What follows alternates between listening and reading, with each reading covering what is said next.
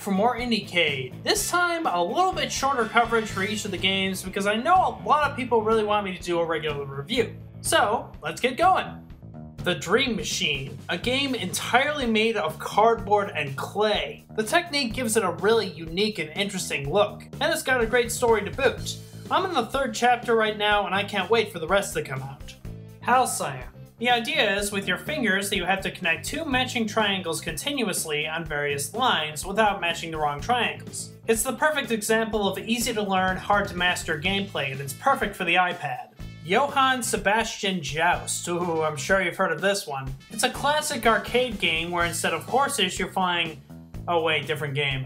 Used entirely with the PlayStation Move controllers, the idea of this game is to knock over the opponent's controllers without harming your own. And how you can move the controllers along with the beat of the music makes it a really intense game. Loop Raccord. A game that calls itself the video editing game where you connect looping stock footage with one another. It's a little tricky to get around the game at first, but once you have it, it's a crazy fun time. It has a free PC version and a full game on the iPad.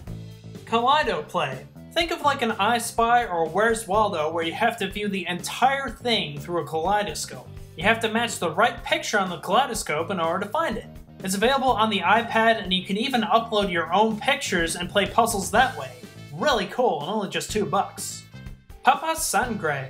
A kind of horror exploration game all done with audio. Your iPhone only works to show the footsteps and the direction you're facing. I've never played anything like this game. PewPewPewPewPewPewPewPewPewPewPewPew. A 2-player cooperative shmup where both players use microphones to control the character and control the shots. One person controls how high you go up and down, and the other controls the shots. Wait, I just said that. Looking for a great party game? Here's your ticket. Proteus. A super chill exploration game that's like if Minecraft went for the Atari 2600. It has a really cool and inviting atmosphere and great audio. Grabs!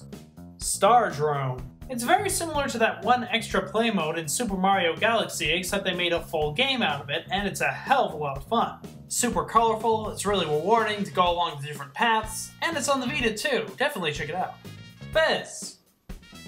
Never heard of it. Super Hypercube. Now this is the game Polytron's known for. I'm sure a few YouTubers know of Human Tetris, the hilarious Japanese game show.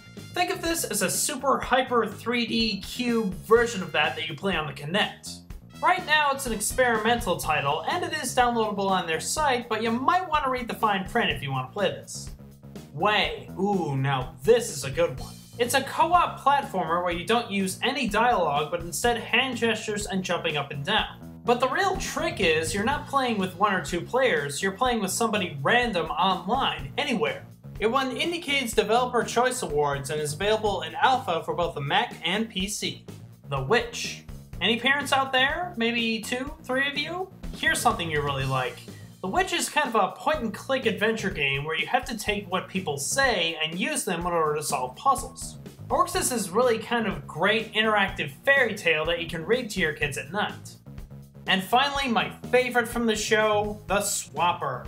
Using a similar technique to the Dream Machine, the Swapper created a lot of its world using real-life objects out of clay and cardboard, and if you can look very closely, you can see the little handmade things out of it.